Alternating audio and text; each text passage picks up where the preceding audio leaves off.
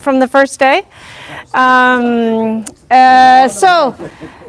Just to recap, as you remember the first day, hello moderators. As you remember, for the first day we did a quick review of major issues that pollinators face, and the second day we focused on projects on Groix. Today, as you read, we will cover the legal protection of Groix, bringing in different scientists talking about their work related to protection of other islands. I want to introduce our moderators for today. We have Valeria Malagnini. So it's okay? More or less. She is trained in agricultural science. More or less. And she has a PhD. Can you stop? PhD in etymology. She worked as a postdoc at the University of Padua. And then she is now at the foundation, Edmund Mack Foundation in Italy. Her principal topics of research: etymology, etymology, microbiology, epidemiology, beekeeping, and melissopollinology. No? Melissopollinology. And she's been teaching bee courses, and she in the field of beekeeping. Thank you, Valeria. And then we have Paolo. The colleague of Valeria. Yeah, this is it. Okay, yeah. Paolo is Italian, and he's a colleague of Valeria. Yes. So it's okay? It's okay. No, okay. Paolo is also an etymologist from the University of Padua, and he is also at the Edward Mack Foundation in Italy. His principal fields of research: etymology, taxonomy, ecology of scale insects, and biogeography. Yes. Okay. He's been a beekeeper over 30 years, and he founded a professional beekeeping company. Thank you, and I pass you the microphone. Okay. Thank you. Where's Benoît? You must hold your mic, not like hold your microphone really close to my belt. Okay. So today is the last day, and we are going to speak about legal protection for all pollinators of Groix, but with example from other countries. And we must be very in time, because we have some close schedule. So Benoît Geslin, Geslin is an associate professor at Aix-Marseille University and attached to the Mediterranean Institute of Ecology. He is the president of the French Observatoire des Abeilles. He is a bee ecologist working on plant-pollinator interaction networks and wild bee communities.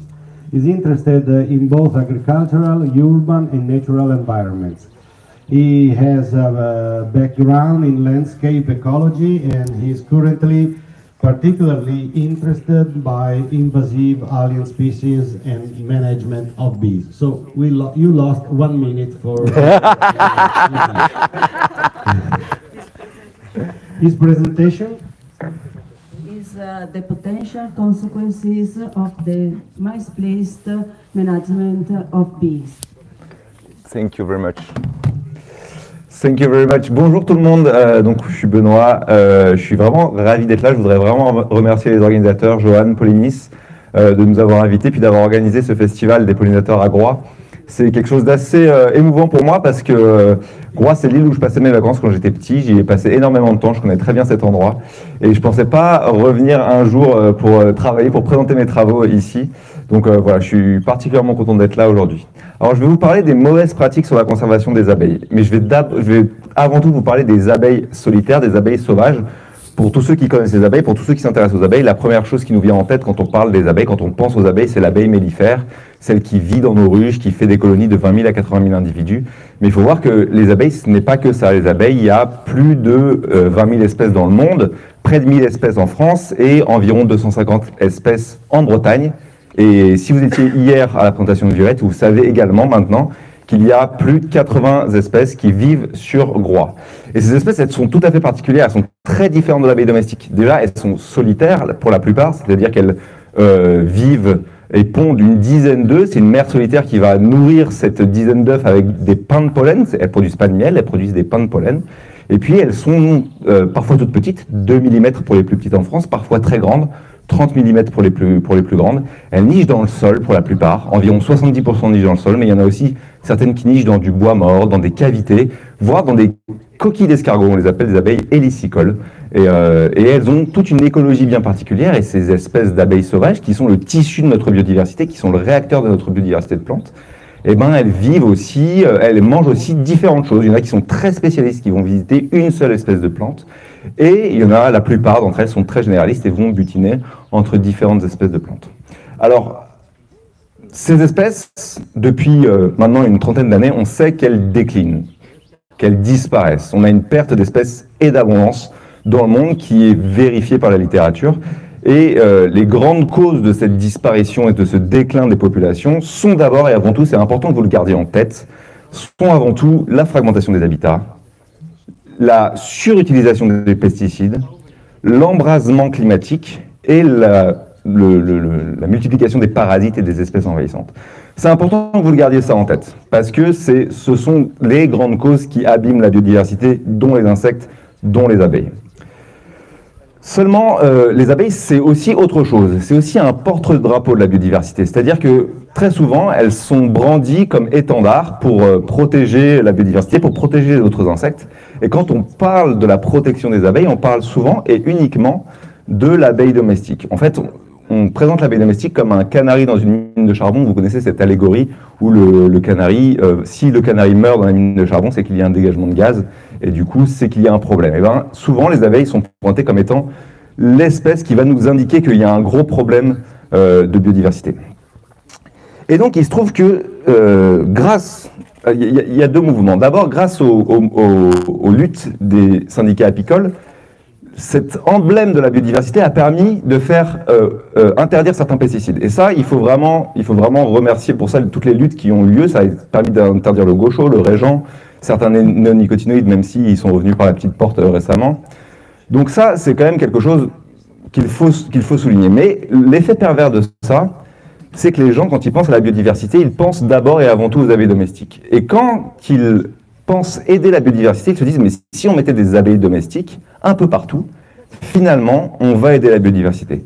Et c'est un peu de ça aujourd'hui dont je voudrais vous parler. Je voudrais vous parler de, finalement, 3 pratiques que l'on pense positives pour la biodiversité, mais qui sont en fait, vous savez, l'enfer étant pavé de bonnes intentions, qui sont en fait des mauvaises pratiques qui vont plutôt affecter la biodiversité.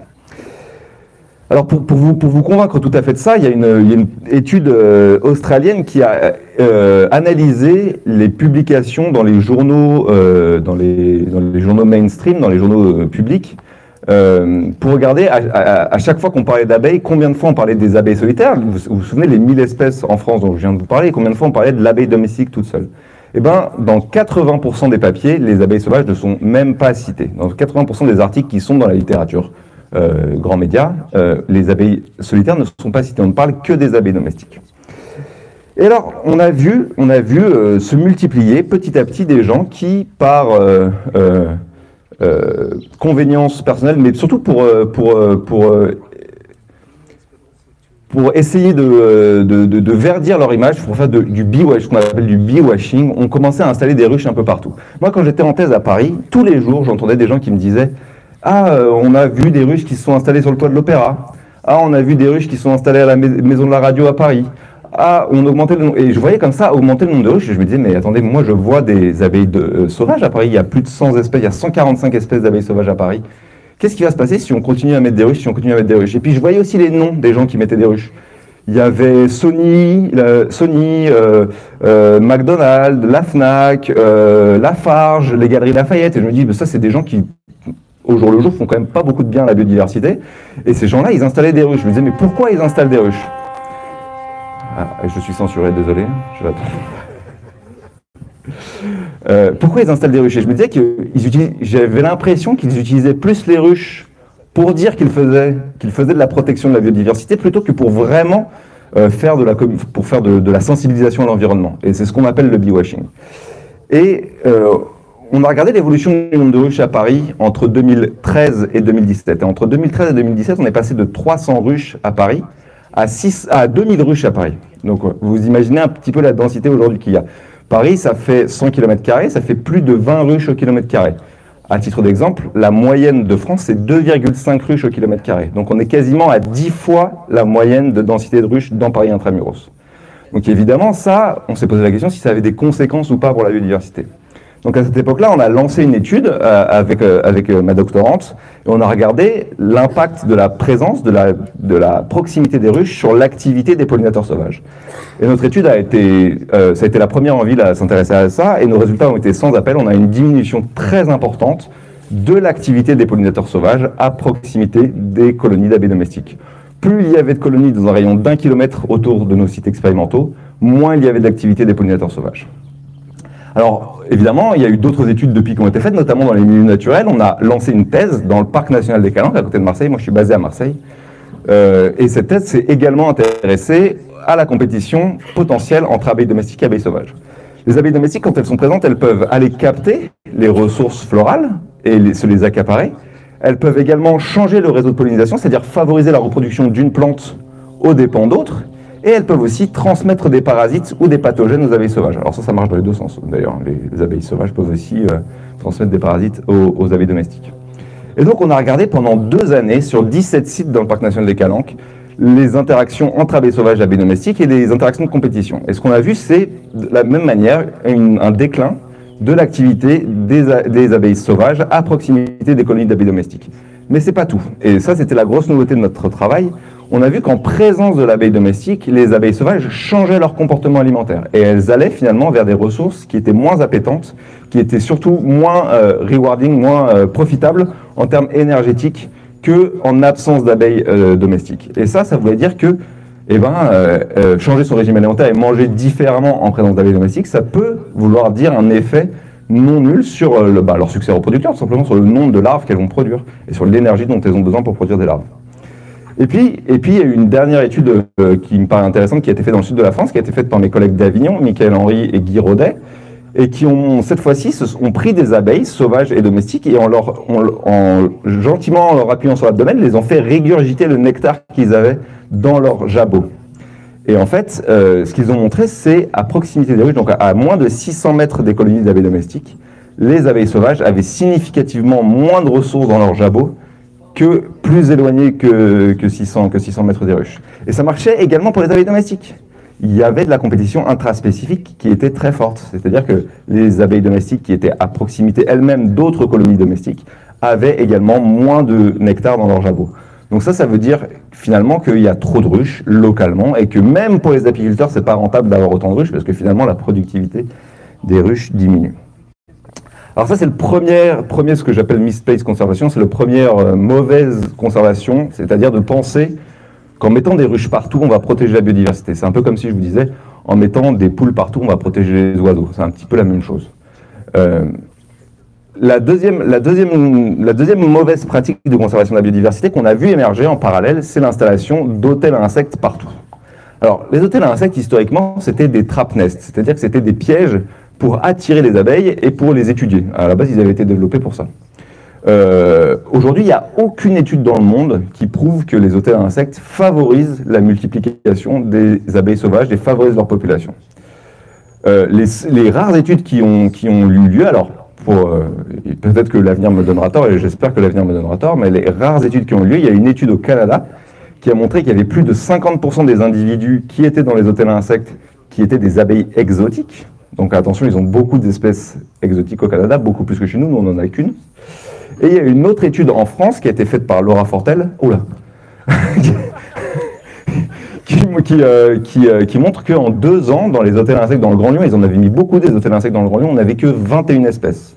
Vous imaginez 21 espèces sur les 1000 espèces de la faune française. Donc c'est pas ça qui va permettre une protection de la biodiversité. Néanmoins, ça peut avoir un effet positif, c'est la sensibilisation à l'environnement. Ça peut avoir vraiment un effet de sensibilisation à l'environnement, et ça, il ne faut pas l'oublier non plus, il ne faut pas jeter le bébé avec l'eau du bain. Les hôtels à insectes peuvent être très intéressants pour ça.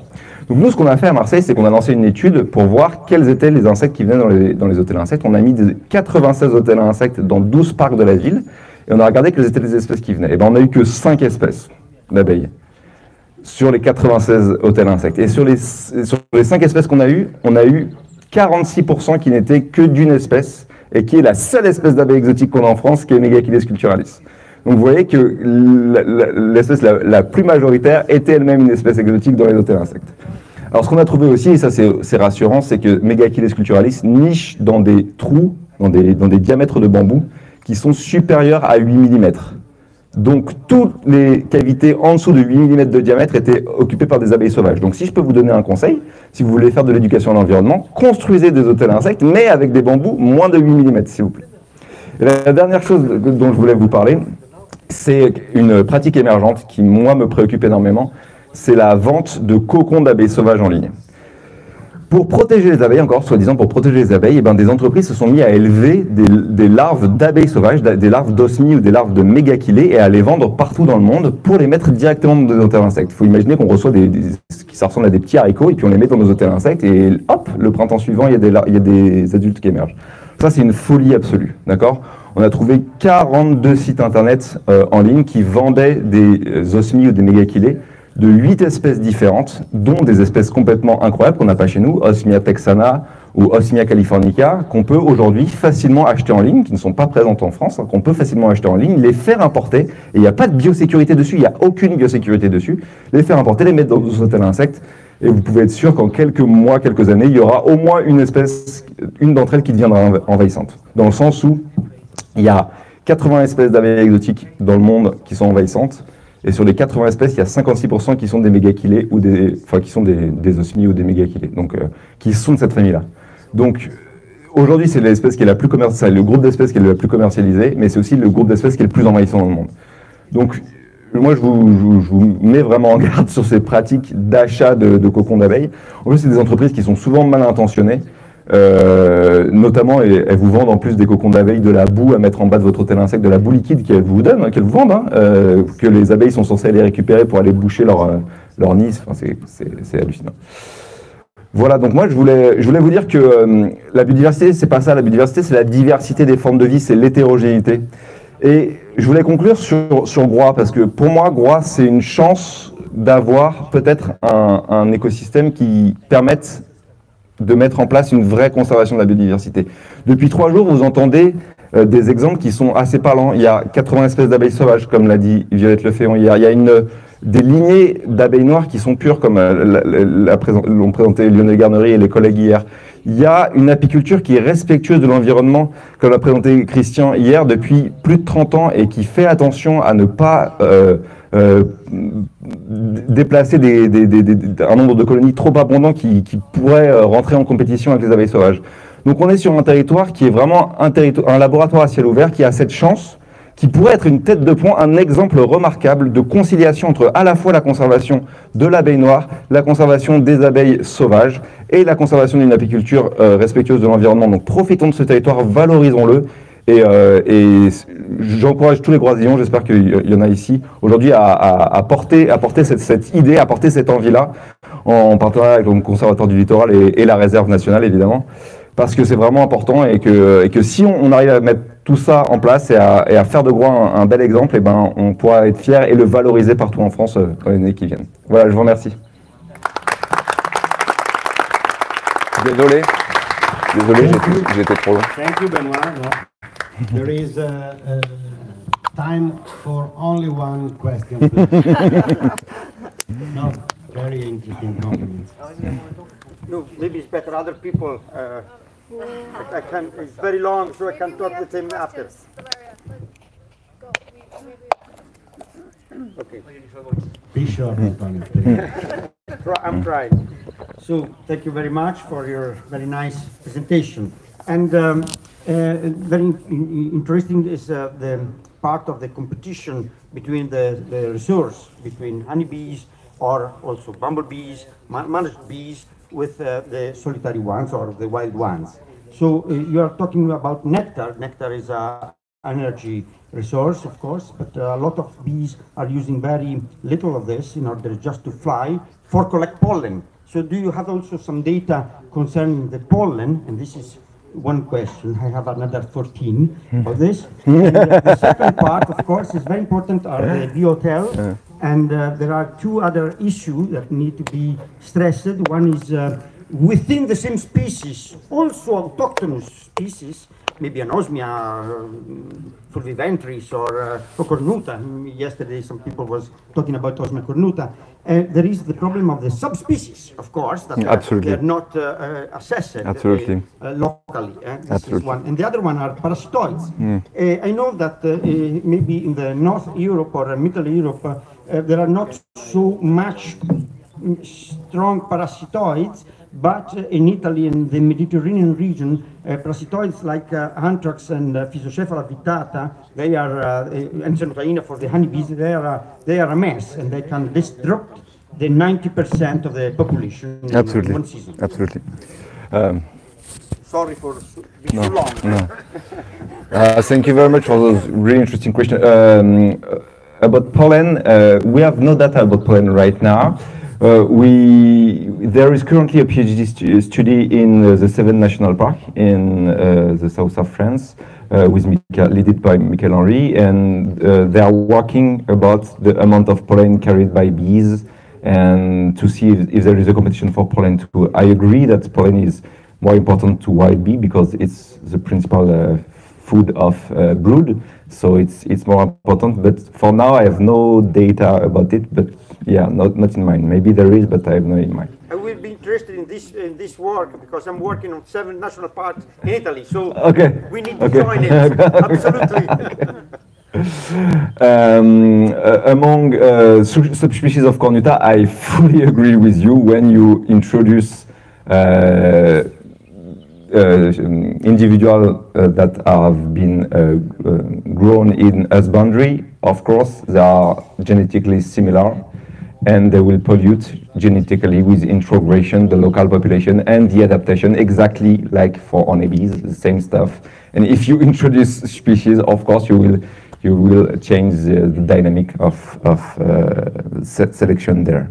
And for parasitoid, yes, also, you know, at some points, bee hotel are a concentration of a lot of prey for parasitoids, so they can come and infect every individual very easily. So it could be I don't know, a puits, comment do you say that? A puits? A well. Dwell? A well? A well, okay, a well for individual. Thank you very much. Thank you very much to you. So now is the time of Lynn. She is a lecturer in ecology at the University of Cambridge, and she is the author of the book Bee Conservation, a summary of evidence for the effectiveness of conservation actions for bees. She leads an agroecology research group in the Department of Zoology. The group works on conservation of wild bees and other insects and birds that play important roles in food production. They focus on farm and landscape in UK, India, Brazil, working in partnership with farmers and policymakers. Thank you, Lynn. Thank you. So her speech is creating the right condition to conserve pollinators. Do I need to have this as well? Yes. Or this? Yes. This as well. Okay. Thank you. More one for YouTube. Oh, I see. Oh, thank you. Good morning, everyone. What a pleasure to be here. I'm so delighted to have had a reason to visit the Ile de Groix, and I will be coming back again, I'm sure. From Benoît, we have heard about what not to do to conserve bees. Thank you, Benoît. These are extremely important messages. My small talk today will be about what we do need to do to conserve bees, particularly wild bees, but also all of the pollinators. We have an issue which is recognized now as a global issue of pollinator decline. It is quite difficult for scientists to properly quantify the rate of pollinator decline. Where we look, it tends to be that more species are declining than increasing, but we have this very rich diversity of pollinators, and I will mostly talk just about insect pollinators, but that includes bees and butterflies and flies, especially the hoverflies, which the Americans call flower flies, but also a range of other flies, and beetles and wasps, and a whole diversity of insects that visit flowers and visit crop flowers and do this pollination service. So what we can say from our analyses in the UK, where we have pretty good data on the long-term records of wild bees and hoverflies, is that since 1980, every kilometre square in the country has lost 11 species on average. 4 species of bee and 7 species of hoverfly. And this is of a total of, actually in the country, about 550 species of bee and hoverfly, but in that analysis, 353. So it's 2% of them or so, 2 to 3% have gone from each square in the country on average. This is a rate of loss that is relatively small, but it's steady and it's ongoing. And this should not be happening. So what do we do about it? How do we stop it? Back in 2010, I spent 1.5 years reading the scientific literature very carefully and summarizing it to try and get a handle on what science would tell us would work for specifically bee conservation. And the result of that analysis, I published a book called Bee Conservation, but this book was not like most books. It wasn't something you pick up and read. It was a reference book to summarize the evidence on bee conservation. We analysed that by looking at all the different actions and putting all the evidence together for each action. There were 59 different actions, many studies, more than 100 studies. And the overall message was that the things that we know work are mostly about increasing the amount of flower-rich habitat, and either planting flowers or protecting flower-rich habitats like meadows, managing hedgerows well to increase the number of flowers. Those things we have quite good evidence actually increase the numbers of bees. There are also a range of actions about reducing pesticide use. Organic farming, for example, where you have no synthetic pesticides. Organic farms tend to have more bees on than non-organic farms, as you might expect. But those things are harder to get evidence for, so it's quite easy to get evidence that shows that if you plant flowers, bees come. So you have more bees in that place where you planted the flowers. And so the pesticide actions are harder to see the real scientific evidence for, but we have a fairly good idea that they work. So those are the things we should focus on. I mean, bees and other pollinators need flowers, especially bees. Bees are unique in the insect world in that they rely completely on flowers, both for their adult food and their larval food. And I'm talking here about all of the 20,000 bee species that Benoît was telling us about. There are a very small number of them that eat meat, actually. I forgot about those in the tropics. But mostly they eat flowers only. So they need flowers in the landscape. And if you look at what's happened in places where agriculture has intensified during the 20th century, we have simply lost most of the flowers. Where are the flowers? We look around, we see no flowers. Some times of year, very few. And so we just need to build those up again. So how do we go about doing that? We can see what it is we need to do. Put more flowers in, reduce pesticide use, among other things. We know what we don't need to do, because Benoît has told us. We don't need to keep honeybees or bring more bee cocoons in or put hotels out, although we should have a discussion about the bee hotels. So what's happening now in the world is that a lot of countries, 30 countries so far, have developed pollinator strategies. There's been a range of activity to raise the issue of pollinator decline, and 30 countries now have these pollinator strategies, which are high-level national strategies. We have one in England, the National Pollinator Strategy, which I advise the UK government on. And these strategies kind of say that we need to do more research, and we need to monitor pollinators, and we need to have regulation. And then some of them would say we need to engage the public. We have a campaign in the UK which is called The Bees Needs, and there are 5 things you should do to supply the bees with the bees' needs. This was much discussed phrase that the government decided to use. But this kind of thing is really important, public engagement. And you also need to tackle land management. So how do you how do you enact these things? And I work with the government policymakers on agriculture, and we have tried in the UK to set a policy, an agri-environment scheme specifically focused on wild pollinators. We did some work to advise the government based on research about how exactly you enact that, how you get farmers to put more flowers in. And we spent time and effort trying to work out the one key policy question which the policymakers had for how to design this policy. We know what to do, we've got to put more flowers in. But when you try and pay or incentivize farmers to put more flowers in, a really key question arises, which is how much habitat do you need? How much do they have? How many hectares of habitat does a farmer have to put in to support the bees in 100 hectares of landscape? And this is scientifically an extremely difficult question to answer. We had a go at the time, and we designed a policy that ended up saying that you need to put 2 hectares per 100 hectares in, that's what you should pay farmers to do, between 2 and 10, but actually the range of uncertainty on the values was between 2 and 100 hectares. Flower-rich habitat in your 100 hectares of landscape is what you actually need. Because it depends on so many different variables, and what exactly the bees are eating, how much of the pollen that they need, how many flowers you need to produce that depends on how flower-rich each individual plant is, how the rates at which the nectar flows, and also how many bees there are in the landscape and how many more you want. So the amount of flowers you need for your current bee population depends on the density of that population, and whether that's sustainable or not, we have no idea. How can we increase it? If you increase it too much, you end up having a negative impact on other. So you can see that the ecology, the landscape scale ecology of wild bee populations and communities is extremely complex.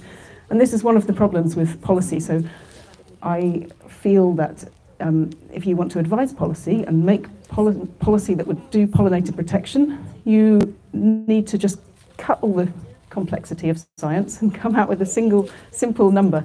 I think you might hear some similar advice from Lucas in his next talk.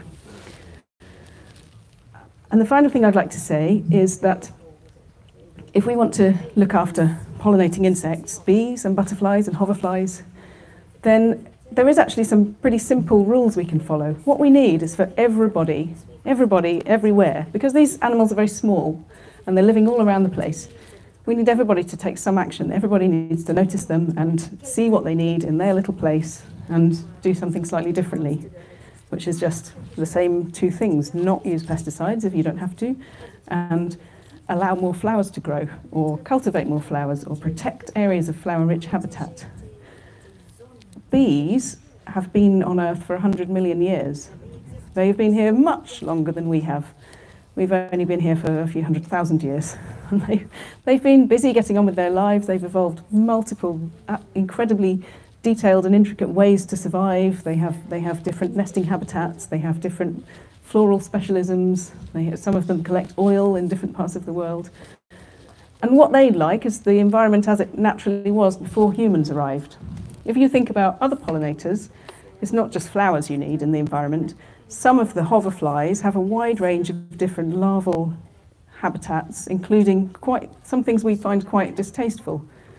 So some hoverflies have their larvae living in the bottom of dank, smelly ditches. If you actually go and count insects on flowers and look at what's pollinating wildflowers, you quite often find these what we call blowflies, Calliphoridae. They are, as larvae, they're maggots. They eat meat. They eat shit. So what we really need is for the environment to be a lot less tidy. These insects don't like the way that we've tidied up the world. They prefer mess. They prefer corners with little weeds everywhere and just uncut vegetation and messy spaces with different areas of unused. That pile of soil over there that you can see, that would be quite good for some insects, I think. We just need more like that and less tidiness and less cleanliness. So my message for what we need to do for pollinator conservation, if you start from the evidence and you start from the ecology and you work with farmers and policymakers and members of the public on how to change and conserve pollinators, it all boils down to one thing. I'm going to stop really soon. We just need to be more messy. And then all the pollinators will be happier, I think. So I'll stop there. Thank you so much for listening. It's been a pleasure to be here.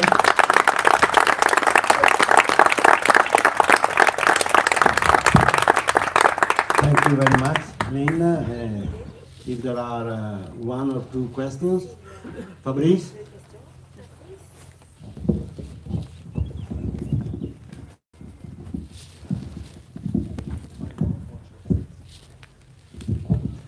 Thanks a lot. Yes, I have a question about what are your opinion about what is the main limiting factor, if it's nesting habitats for wild bees or other flies, or if it's a food resource that are also also they need both, they need home and in food. And if we talk about very simplified landscapes, maybe one of these two factors is limiting.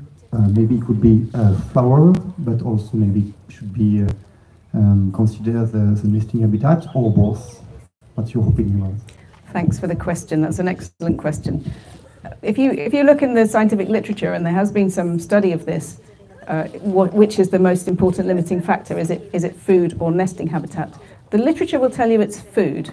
It will tell you that there's clear evidence that bees respond if you increase bee populations respond if you increase the number of flowers, and there's not evidence that they respond if you increase the nesting habitat. But that's because we haven't done the studies. It's not because it's not true. It's a lack of evidence. It's a missing evidence rather than evidence of that not being an effect. Because it's very easy to do a study where you plant flowers. It's harder to do a study where you change the amount of nesting habitat. So my opinion is it's probably both. And I think for some species, nesting habitat is clearly very important.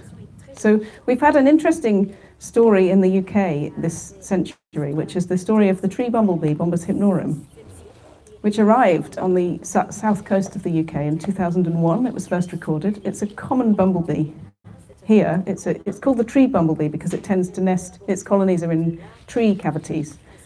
And so it chooses to nest in bird nest boxes. And it's had an absolutely meteoric rise in the UK. It's gone from not being there at all to being one of the six. Well, before Bombus hypnorum, we had 6 common bumblebee species. Now we have 7. The rate at which it's moved through the country is kind of tens of kilometres a year. It's arrived in Scotland, it's arrived in Ireland. It's done extremely well. And it seems to be that it's feeding on all the same things as our other 6 bumblebee species. So how is it doing that when some bumblebees are declining? Why is this one doing so well? And all we can think of is that it nests it uses a different kind of nesting that wasn't really fully exploited before. So from that perspective, in that example, I think nesting is more important than forage. And for sure, for some of the declining bumblebee species, so yeah, some of the species rely on particular floral resources, like some of them need legumes, and the legumes have declined. And those are the species that tend to be declining. It's the specialists from a food resource perspective.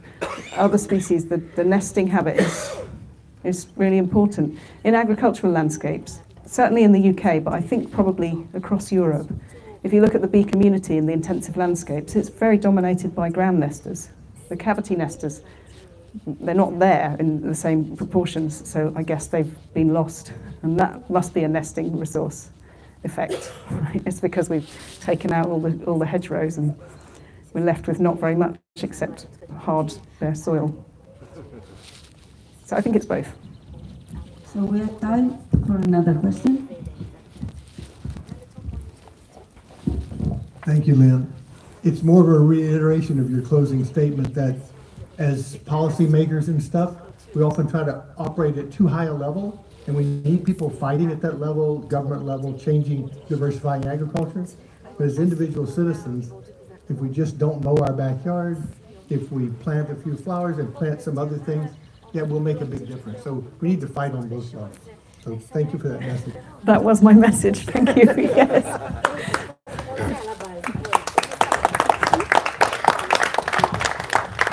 Thank you, Lynn. So now it's the time of Lucas Alejandro Garibaldi. Garibaldi was a famous beekeeper in Italy. Yes, of course. And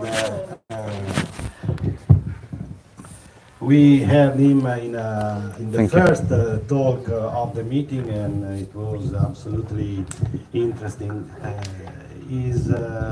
Lucas is a renowned scientist motivated by research to promote biodiversity, healthy food production, and physical, mental, and social well-being. His focus is on agroecology, pollination, and nature's contributions to people. His work has a quantitative emphasis and have helped develop mathematical and statistical models that contribute to the new process of protecting biodiversity. He is the co-chair of IMBE and coordinates large working groups and beekeepers associations, including Apimondia. He's interested in connecting with the politicians, producers, and consumers so that may research impacts the physical, mental, and social well-being. So his speech is the combating pressure for protecting natural environments. Please, thank you. Thank you. So good morning. Thank you, Benoît and Lynn, for the wonderful talks, and of course, thank you, Pollinis. I'm very happy to be here again. So I will focus on natural and semi-natural habitats and the need to restore these natural and semi-natural habitats. And I'm happy that it's not in the list of Benoît. And I will call them native habitats because the idea is to that these natural and semi-natural habitats be composed of native species, native plants and native habitats. As Lynn said, it is important to restore and enhance the plants and animals that were here a long time before us. So far, during the last decades, we as a society, we all agree that it is important to have natural reserves to serve this natural heritage and for tourists and for different reasons and intrinsic values of biodiversity. But also what science has been discovering somehow is that we not only need native habitats in natural reserves, but we also need native habitats in working landscapes. So before we thought that, okay, if we have on the one side production, and productive landscapes must be productive. This is industrial agriculture, industrial forestry, industrial ranching, feedlots, and things that are of the real world, of a real productive and progressive and developed country. And if we want to preserve nature, we just need natural reserves. And what we have found during the last decades is that within this working landscape, within these productive landscapes, we also need nature. We also need native habitats. And native habitats, they have a role also in productive systems. So conserving biodiversity is not only a problem of people who likes biodiversity and conservationists. Conserving biodiversity is also a problem of agronomists and farmers in general. Why do we need to protect native habitats in working landscapes? Well, because of many reasons. For example, it diminishes soil erosion and water contamination. It promotes, of course, habitat for pollinators and increase crop pollination, as we have been discussing during these days in detail. It also provides many benefits that are locally needed, like as I said, reducing water contamination, reducing erosion, etc. And we have classified these contributions in 18, and we call them nature contributions to people. And many of them are provided locally, as I said. Others are provided more globally, like climate regulation. But because these services are provided locally, not only for the society in general, but also for the same farmers or producers, we also need these native habitats within these working landscapes. So going for there, this today is about the legislation also. So what does legislation says? So first, we focus on international agreements.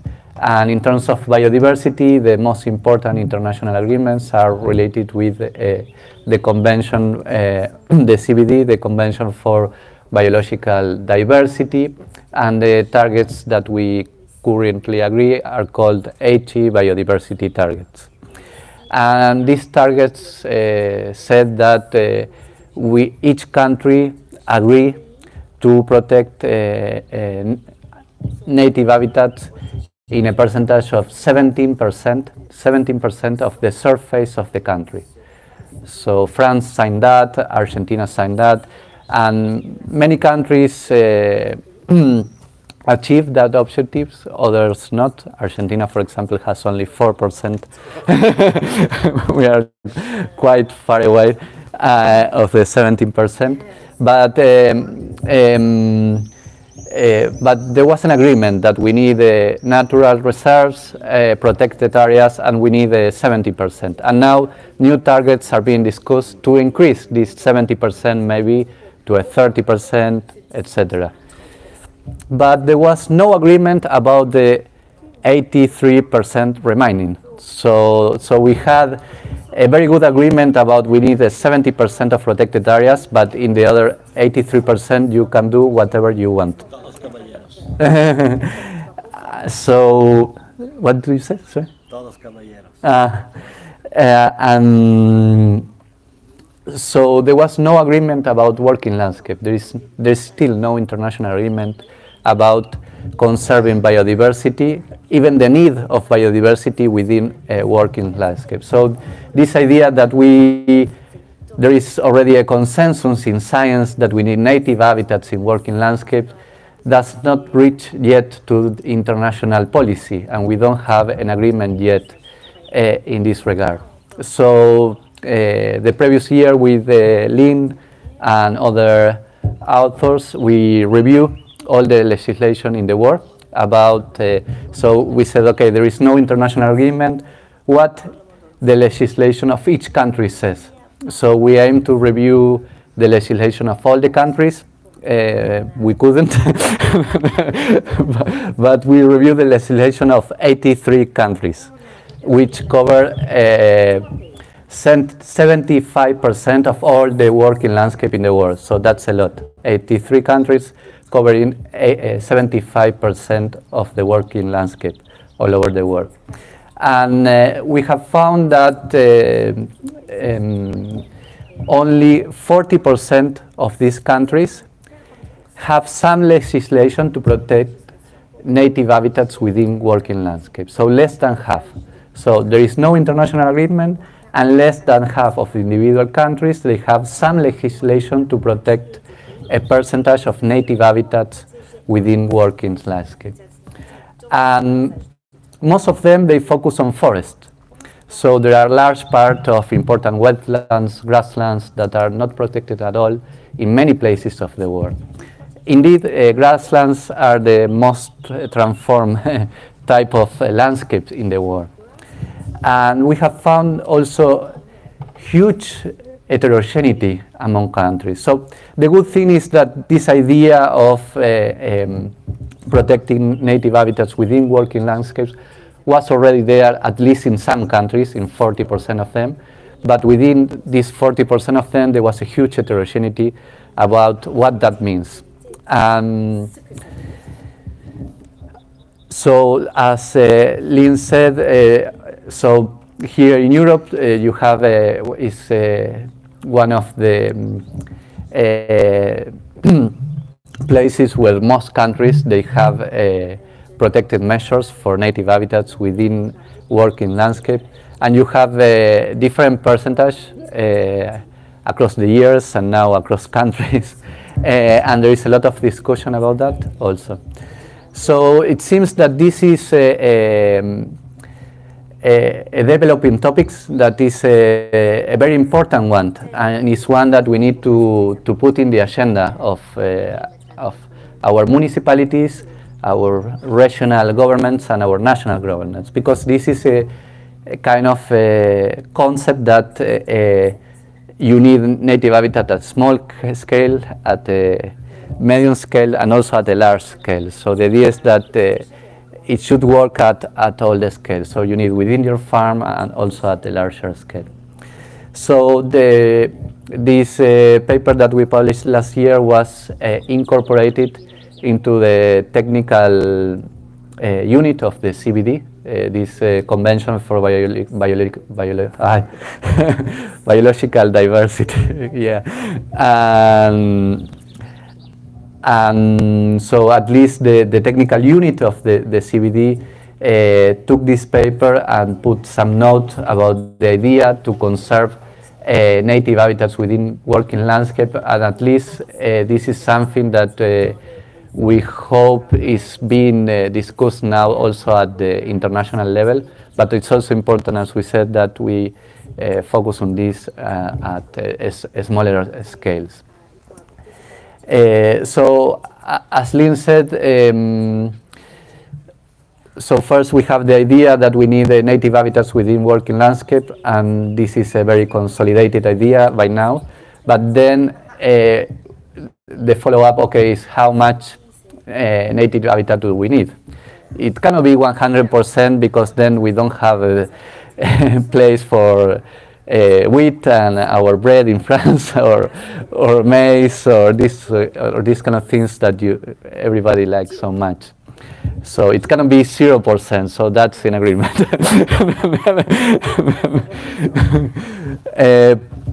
So we have reviewed the literature for each one of these 18 NCPs. 2 minutes? Great, thanks. And so for each one of these 18 NCPs, the NCPs and the nature contributions to people, and we discussed that some of them were more locally, like pest control, pollination. Other ones were more globally, like climate regulation. And for each one of these 18 NCPs, we reviewed the scientific literature to see if there were some percentage of native habitats that optimize that contribution. And we have found that in general, for the 18 NCPs, there was a good literature that says that we need native habitat for these NCPs, but for most of them, we did not have a consensus about the percentage of native habitats that we need. But for others, we did have. And for conservation of or the promotion of pollination or pest control, these were contributions that were more studied than others.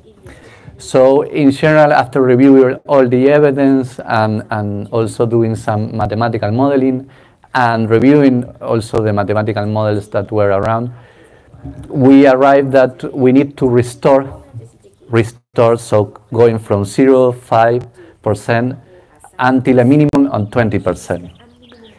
And this 20% did not imply a loss of money to the farmers. So we had models that account for the benefits of preserving native habitats within working landscape and for the cost of doing that.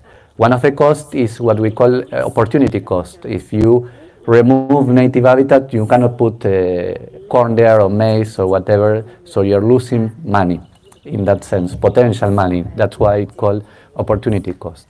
So we map all over the world the places that had more than 80% agriculture and need to restore these native habitats as a tool also to show where these are these hotspots of restoration.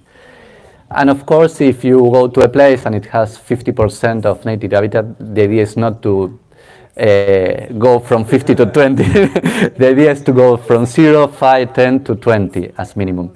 This 20% is above all the country regulations so far, except Brazil. So I told you that 40% of the countries, they have regulation to protect native habitats within working landscapes. These 40% of the countries, they have percentage that were way below the 20%. The only country that has a percentage that is 20% and more is Brazil. If you take Brazil, you can cut Brazil in a diagonal in two, and the southeast Brazil, that is not the Amazonian legal soil, you need to conserve 20% of native habitat. And in the Amazonia, if it is not forest, you need to conserve 50%, and if it is forest, you need to conserve 80%, in theory. Then we know that the implementation of the legislation does not always work perfectly, but at least this idea is there, and it's there in Brazil since a long time ago, because they call it Código Forestal is from the 70s. It has been improved, changed all over the years, but it has a long time there. So this was the idea that I wanted to discuss with you. Thank you very much. Thank you, Lucas. There are one or two questions.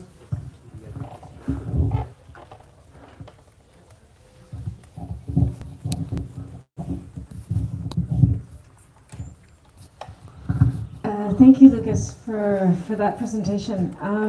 I have a question about the link between, so you're talking about, is there a lack of, so for the working landscapes, the biodiversity within the working landscapes, is that through IPBES, through CBD, and is it done through the targets, or is it worked through via IPBES and then worked down to national levels? And if it is, how do you suggest at a national level, could you give us some examples on what we could do to promote that via the targets? Thanks. Okay, so I will start with the last part of the question about the examples. What we are doing is using satellite images and soil data. So in many farming places and places that do forestry, they do things in squares, for example. And our planet does not come in squares or rectangles or this kind of. So we have these large monocultures of squares. So we are kind of working as an architect, but instead of an architect of a house, an architect of a landscape. So we co-design with the farmers or the companies in the same way an architect co-design with the owners the house. We co-design with the companies and the farmers these landscapes, these biodiversity landscapes. So we change the way they do the plots, we increase biodiversity, and we do what we call micro-environmental design. So the plots now follow top elevation levels, also type of soils, different orientations, etc. And this is, I say this because this is very important, because by doing these squares, actually farmers do not earn money all over the squares. The square is heterogeneous, so in some part of the plots they lose money because the soil is not so good, or the productivity is not so good. So we take advantage of this heterogeneity, and the first thing to do, and the farmers like a lot, is to redesign the landscape and to put the crops only in the places where they are going to earn money. And then we have a lot of space free. Even in Iowa and the US, there are studies that map all Iowa, and they calculate profitability of maize and soybean, and there are a lot of red areas. That these are the places where the farmers are losing money because they are not taking into account of the heterogeneity of the landscape. So this is the first way to do it profitably, in a way that the farmers and the company do not lose money. So in the same way that an architect gives you the plans of your house and then you construct with a builder or another person, we also are helping in try to give the plans of a landscape that the farmer can follow through the years. And of course, like a house is not a final plant, that it can be suffer to changes over the construction period. And so we are highly based on what we call monitoring, evaluation, and learning. So we are constantly monitoring the outputs of the things that we are doing and evaluating and doing changes. So in terms of this is what we are doing at the farm level. So in terms of the policy level, the international agreements are within the CBD, and IMBE, it has no formal policy implications, but it has a lot of influence because the assessment of IMBE must be agreed by all the countries. So at the end, it's not a scientific consensus, it's a scientist policy consensus, because all the countries are saying, it's not what the scientists are saying, it's also what the governments are saying. So once, for example, the global assessment was approved, okay, this is what Argentina is saying, this is what the US is saying also, in theory. So in that way, it's relevant, but it's not prescriptive, it has not legal, I don't know how to use the legal words in English, but you understand. Yeah.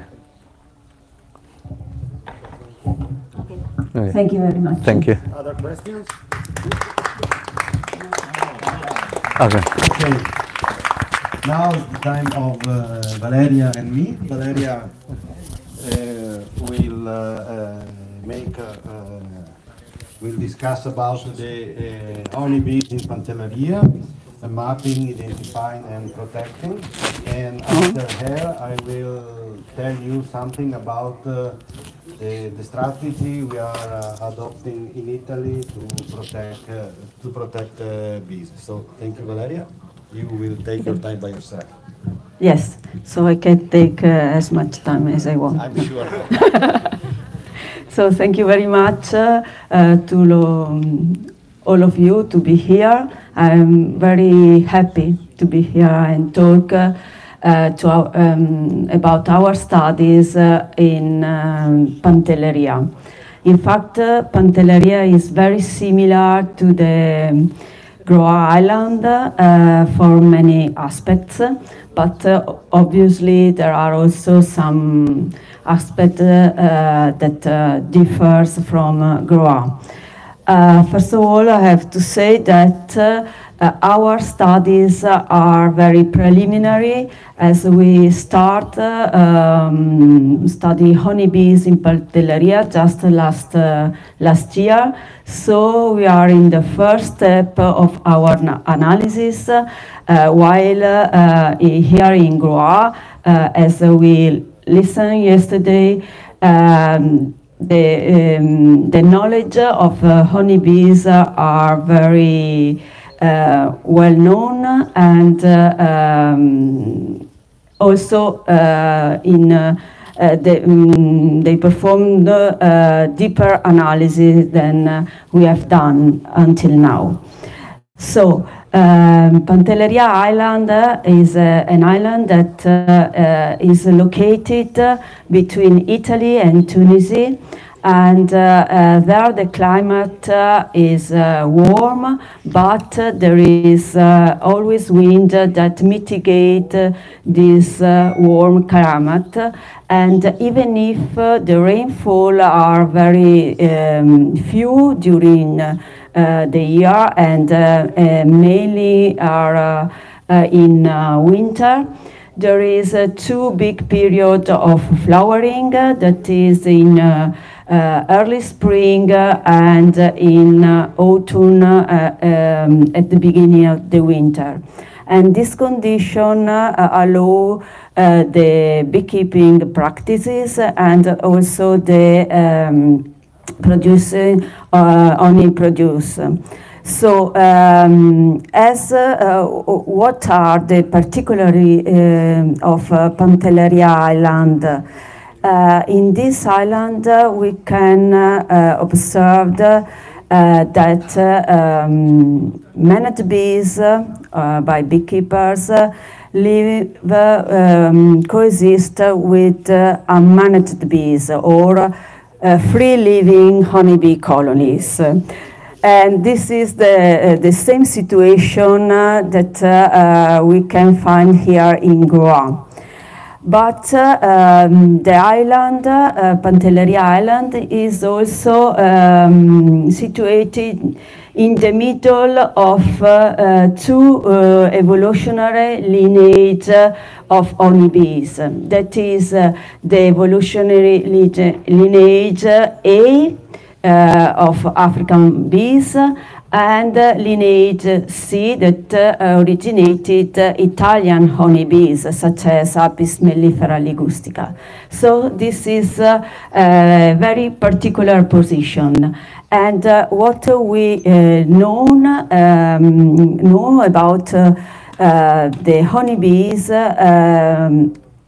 that are managed by beekeepers is that they belong to, part of them belong to Apis mellifera ligustica, because we know that they bought in the recently past honeybees Apis mellifera ligustica, but also they bought Apis mellifera siciliana, that is particular of Sicily, Highland. So this is what we know from the recent past, but we don't know what happened before this, and because we don't know if there were importations from, for instance, Malta. So if perhaps there were importation of Apis mellifera rutneri, or from Africa, so Apis mellifera intermissa, for instance.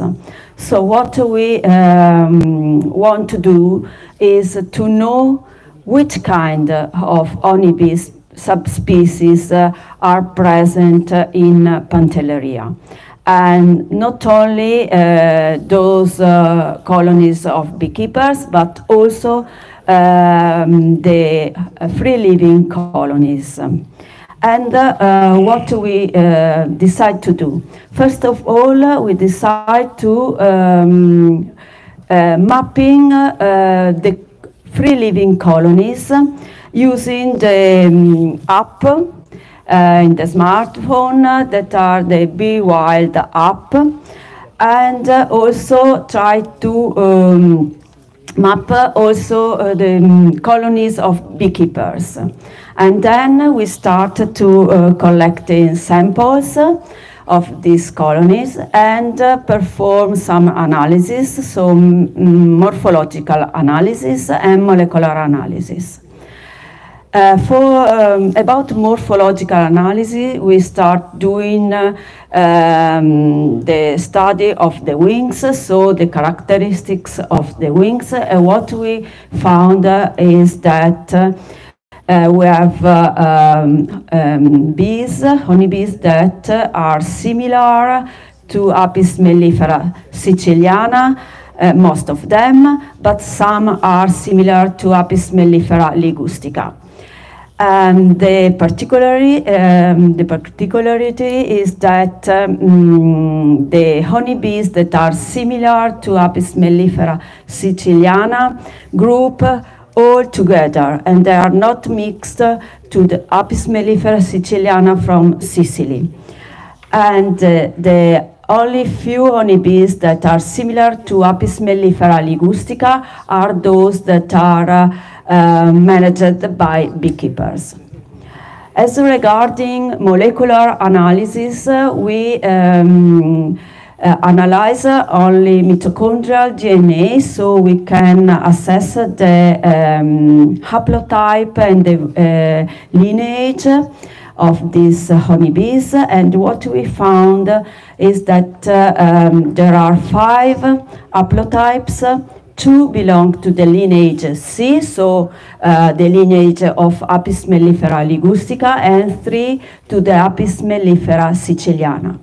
And what is very nice is that if we divided the honeybees in managed and free-living colonies, in the managed bees we have 50% of lineage C and 50% of lineage A.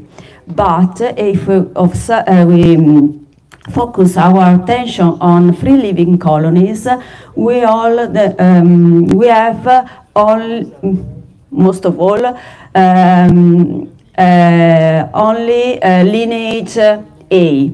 So it seems that lineage A honeybees are more adapted to the climate of the island, because they can survive without any help by the beekeepers.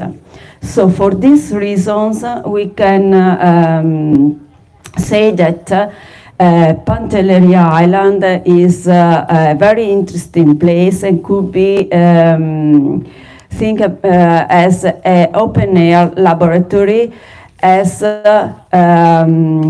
we can say for Groix Island.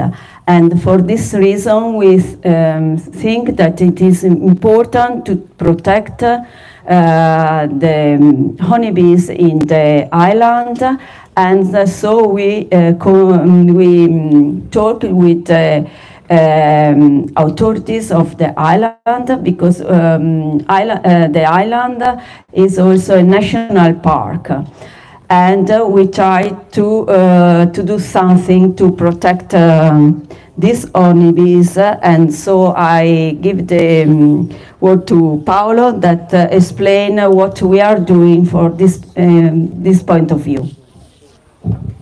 Thank you, Valeria. If there are some questions no, for this part, or if you want, we can do at the end. Okay. No, mi serve. You listen me? Okay. So, why Pantelleria Island is important? Valeria told that we don't know exactly which which population of honeybees is present there. So we need to understand better and then to decide to protect. But for Italy, Pantelleria Island is becoming more important, because in this island, wonderful island like this, we had the opportunity to speak about the problems of honeybees, managed, unmanaged, other bees in Pantelleria. And one of the persons listening to our presentation was the president of the Environment Commission of the Italian Parliament. At the end of this talk, this politician asked to us to help her to prepare a law proposal for the protection of bees.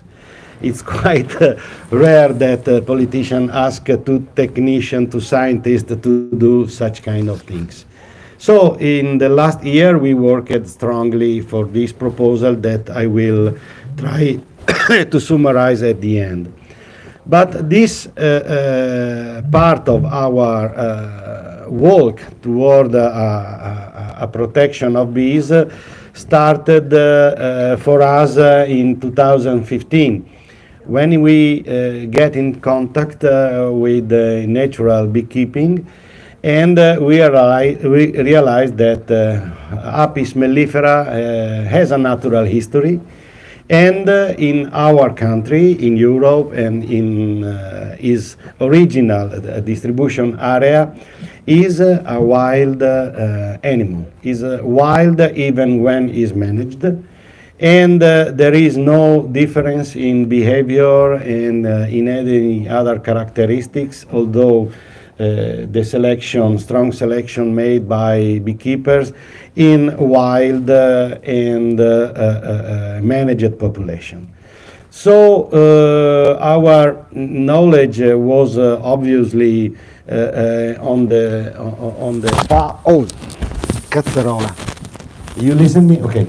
On the path of a lot of researchers in Italy and all over the world, but we had a first very strong step in 2018 when about 30 of the most relevant scientists in apidology and beekeeping wrote a document, namely Carta di San Michele all'Adige Declaration. You can find in internet, it is in Italian and in English too, where we offered to the beekeepers, to the citizens, to the politicians, this view of honeybees. Honeybees is a component of the environment, is a wild species, and the management of this species must take in account the fact that it is a part of the environment. So the importance, the relevance of the conservation of subspecies and of other local population. After that, we realized that wild or free-living colonies of Apis mellifera were not disappeared from Italy. And after this San Michele all'Adige Declaration, we received a lot of data about free-living colonies. So in 2020, in Edmund Mack Foundation, with cooperation with the World Biodiversity Association, we realized this app, very simple, very homemade, but Be Wild is allowing us to detect how many free-living colonies are present in Italy, how they place themselves in which kind of cavity and in a spatial distribution. So what is clear is that there are places in Italy where these colonies are much more concentrated, and what we are looking is that, realizing is that sometimes is where the genetic composition of bees is much more preserved.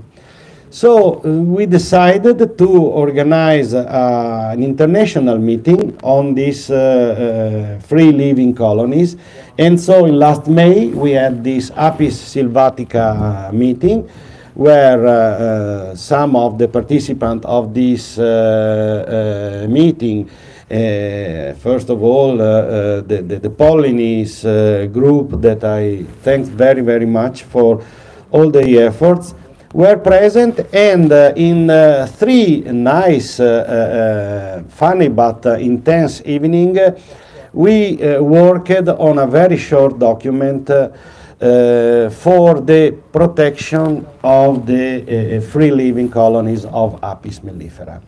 It was not very easy because in many countries, beekeepers are strongly contrary to the surviving in nature of Apis mellifera. It is a problem. It is considered an alien species and a source of disease.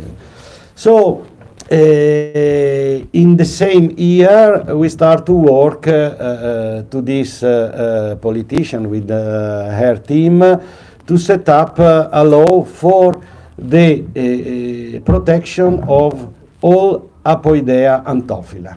We decided to concentrate on Apoidea and not to all pollinators, because there are some ethological, biological, and also technical things that make much more uniform the group of Apoidea. And the law is want to include protection of bees in a broad framework under the control of the environmental ministry, because it's not a new law on beekeeping. Beekeeping is a part of the theme of the bees, is a part of the theme of Apis mellifera. So this law wants to apply the same ideas on all the Apoidea, apis and non-apis bees. First of all, we are working, as you can see, in a different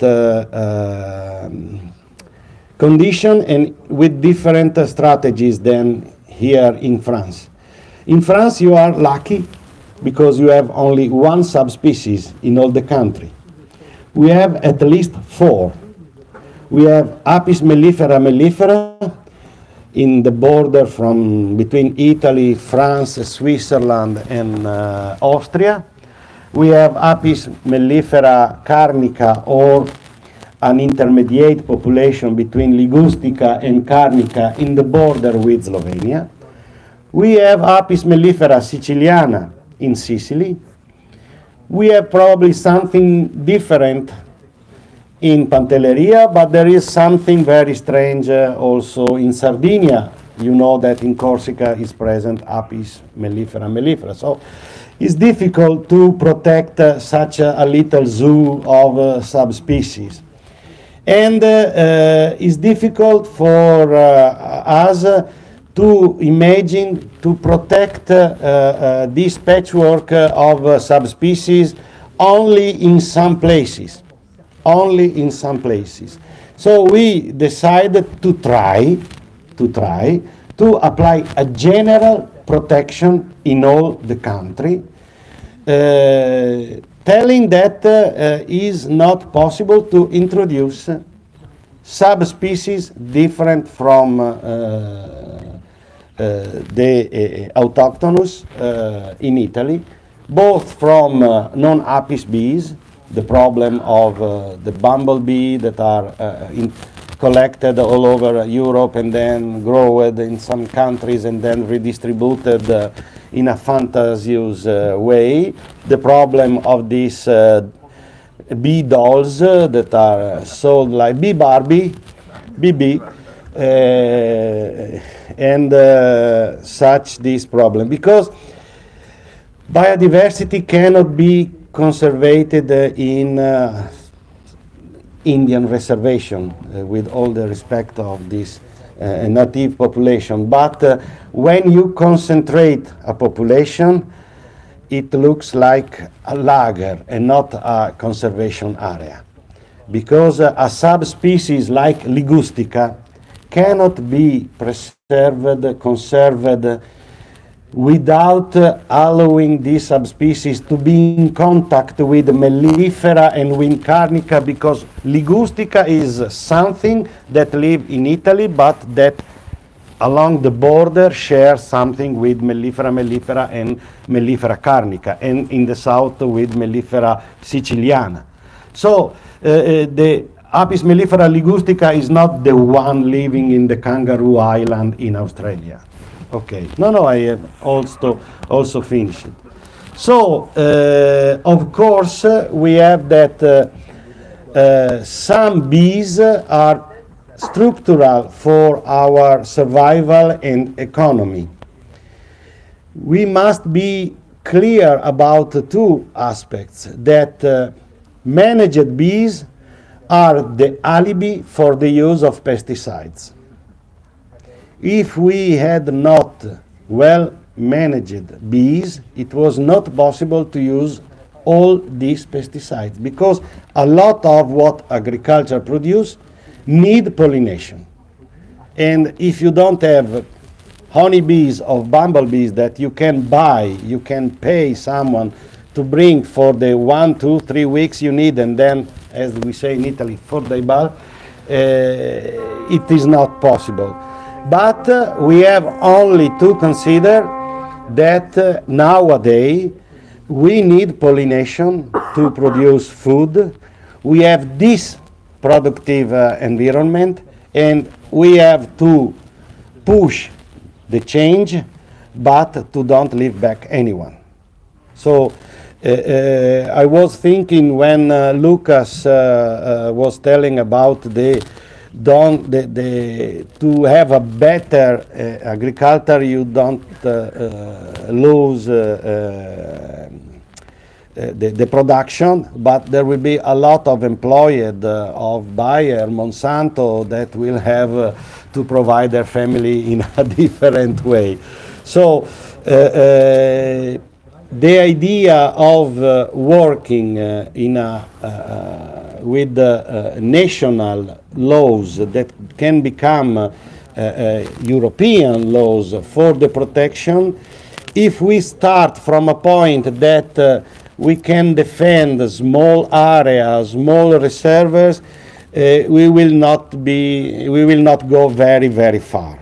So Pantelleria, Groix Islands are extremely important because they can show clearly the problems, the evidence, but if we don't apply the evidence we see here to all the territory, we are doing very, very few for the conservation and for our conservation. Thank you. Thank you, Barry. So we have time for some questions. Speak slowly, my English is bad. It's terrible. Thank you very much. That was really interesting. Very good example of how to conserve bees. Just a very quick question. You said that there is no difference in the bee foraging behavior of white colonies and managed colonies in terms of pollen and nectar and flower preferences?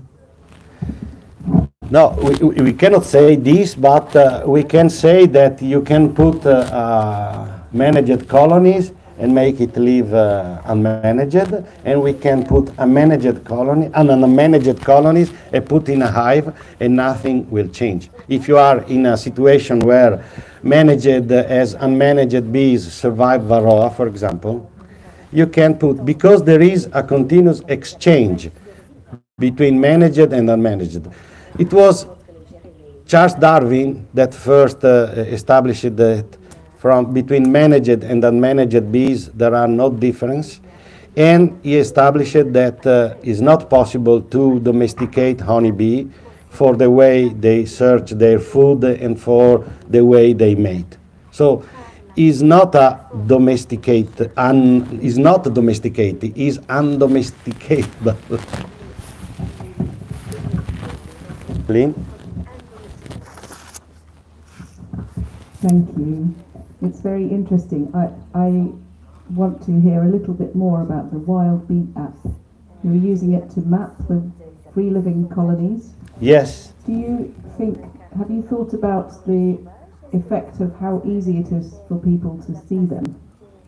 You might have a bias towards lower down the tree nests because if it's high up, people don't notice. It's we discussed a lot before to set up this app, and what we because I am an entomologist, a taxonomist, and so, and for some years when the GPS started to be used by entomologists, there was the problem. But if I put exactly the position where the species is or is a problem, no. Is not a problem, because when you say clearly and publicly where is something important, it's like to give it such kind of protection, because all know where it is. And there will be always stupid or bad person. But what we see is that free living colonies normally in the 80–90% live in cavity that is not possible to remove because they are very high. It's the cost of removal is it's very difficult also to damage them, to kill them. So this is part of natural selection of honeybees. But when you put on the app these colonies, you are telling that they are important, and it is possible to monitor during the time. Not only in a scientific project by citizens. And so citizens are realizing that these wild colonies are important. So normally when a swarm arrives in a house, if it arrives in a window, of course you have to remove it. But people sign in the app and they are proud to have a colony or two colonies in this house. I must say that in Italy, this process of understanding the extremely relevance of the conservation of subspecies, the importance of wild colonies, free-living colonies of Apis mellifera is quite well deep within beekeepers too. There are professional beekeepers that are helping us to detect and to study these wild colonies without the purpose of remove eggs, brood, and so on. So I think that to know, to protect.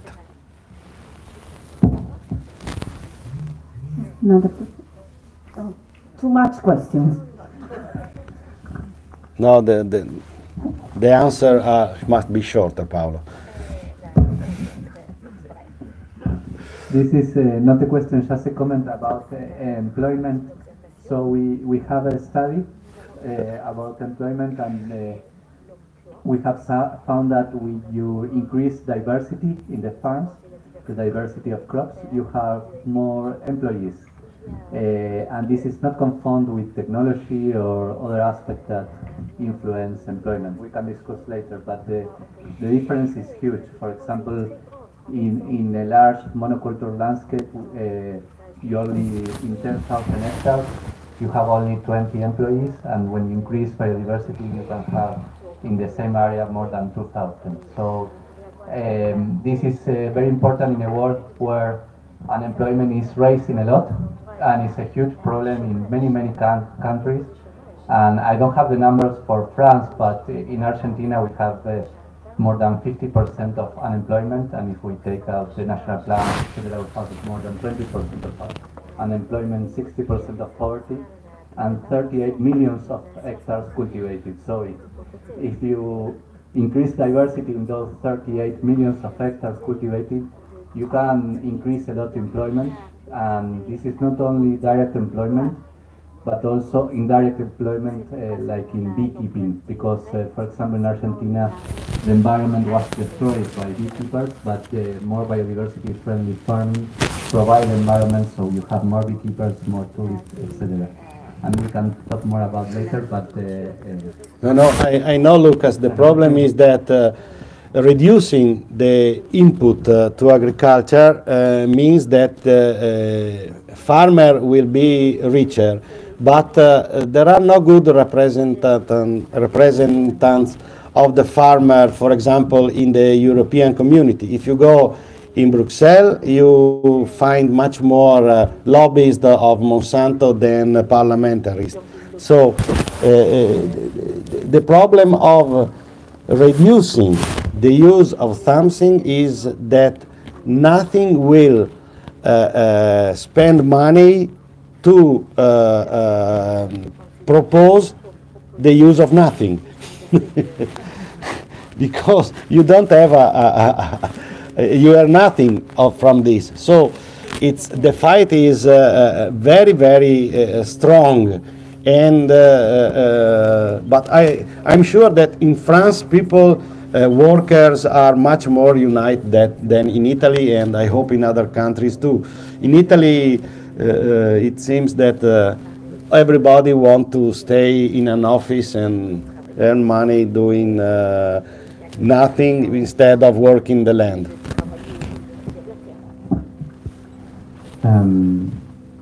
Thanks, Paolo, for the talks, interesting talk. A question, a question, yes. So you explained that with your hub for free living honeybees, you have a huge diversity or heterogeneity of the distribution, spatial distribution of these wild living colonies around Italy.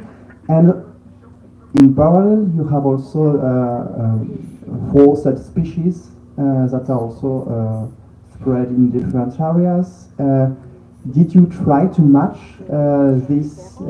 For example, do you know if there is more higher density of free-living honeybees in the area of a subspecies and less in another subspecies area?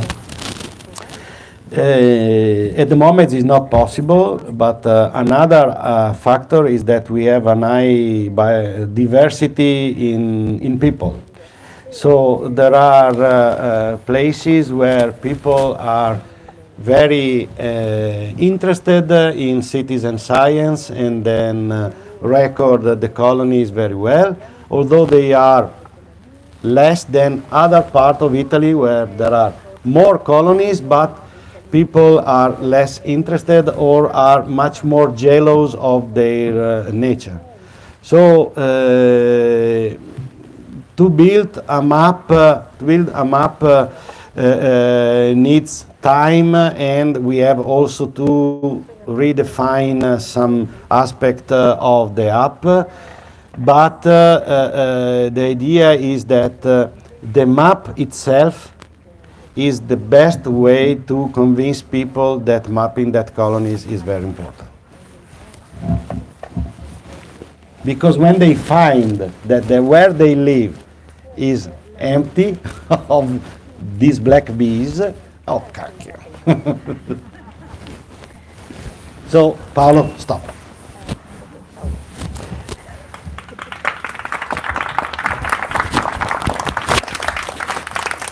Now is the time of Didier Olvry.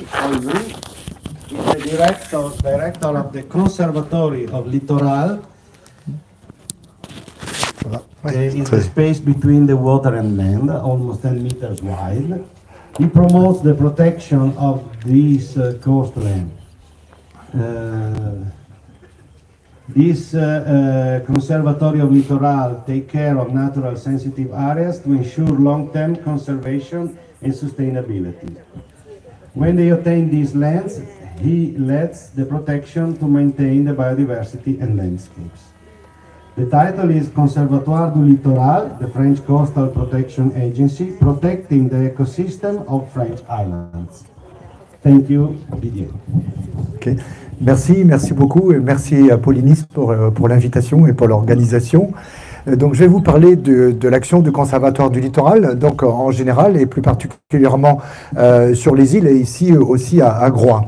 Donc le Conservatoire du Littoral, comme son nom l'indique, intervient sur tout le littoral français, métropolitain et outre-mer. Donc en France, nous avons à peu près 6000 km de côte et 12 000 km en outre-mer. Et donc nous intervenons sur l'ensemble de ce secteur. On admet généralement que la protection de la nature a 3 grandes orientations. On parle de protection réglementaire, comme ici vous avez vu avec la réserve de Groix. On parle aussi de protection contractuelle, comme par exemple Natura 2000. Et le Conservatoire du Littoral, lui, intervient par la protection foncière. C'est-à-dire il protège les espaces en les achetant, hein, et donc pour les retirer de tout aménagement possible. D'ailleurs, les raisons majeures de l'intervention du Conservatoire du Littoral, c'est d'abord pour lutter contre l'urbanisation. Hein, c'est une des raisons majeures sur les littorales de perte d'espace et de biodiversité. La deuxième raison, justement, c'est de maintenir la qualité du paysage et de la biodiversité. Donc, on va intervenir pour ça. La troisième raison, c'est souvent la perte d'activité. Nous avons ce qu'on appelle la déprise de certains espaces littoraux, justement parfois en attente d'urbanisation, hein, par spéculation, et donc on a des espaces qui sont laissés à l'abandon. Et l'autre objectif de l'action du conservatoire, c'est d'ouvrir ces espaces au public également. Donc, c'est une originalité de la France, c'est de pouvoir rendre libre et gratuit l'accès au littoral à tous, à toutes les populations.